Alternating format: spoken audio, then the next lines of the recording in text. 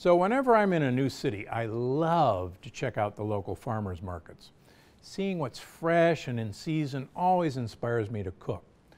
I always love when I'm in Italy in the summer, when the sour cherries and plums are ripe. They really are nature's candy. But here in the United States, some of my favorite foods are just coming into season right about now, in the fall. So today, I want to share a few of my favorite fall fruits and vegetables.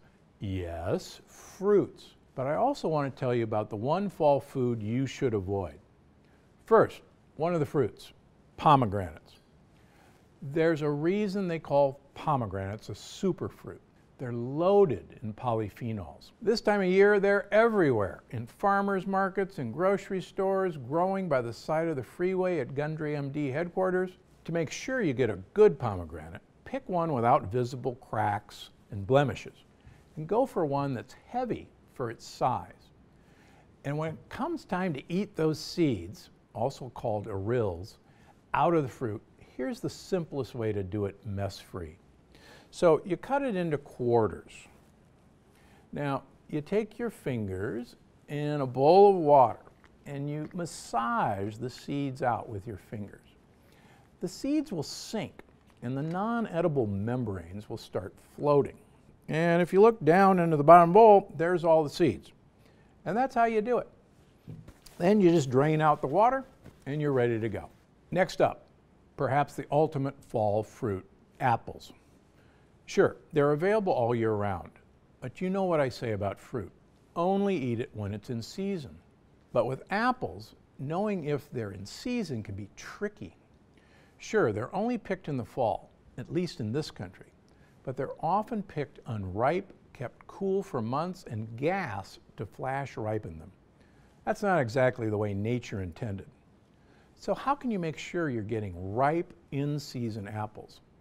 So I suggest shopping farmers markets, or at least looking for the local and organic labels at your local store. And make sure any apples you buy are extremely fragrant. It's actually a sure sign they have ripened naturally. Now remember, with both apples and pomegranates, they're fruits, and that means they're nature's candy. So treat them like a rich dessert and only eat them in moderation. But what about vegetables? Well, the great thing about leafy greens is that you can eat them all year round, but they have a season just like fruits. And one of my favorite fall vegetables is Brussels sprouts. Okay, they're not everybody's favorite. I used to hate them. They've really got a bad reputation for being bitter or soapy tasting. Some people even think they taste like farts. But honestly, that's just because they haven't had them cooked correctly. In my opinion, the keys to learning to love Brussels sprouts are simple. Buy them in season, between September and November. They're good all year round, but they're less bitter and a bit sweeter in the fall. Cut them small, at least in half for smaller sprouts and quartered for bigger sprouts. I actually like to shave them into small pieces. That way, you let some of the steam and sogginess out during cooking. The second tip, use high heat if you're cooking them.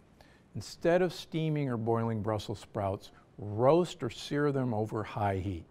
This brings out their natural sweetness and minimizes that bitter flavor. Now, before I move on to the one fall food you should avoid, there's one last vegetable that is at its peak right now, and that's kale. Now, like Brussels sprouts, some people say kale is bitter. Some people say it tastes like dirt. Now, how would they know unless they ate dirt? But here's the truth about kale. It can be bitter, and that's a good thing. I always tell my patients, more bitter, more better.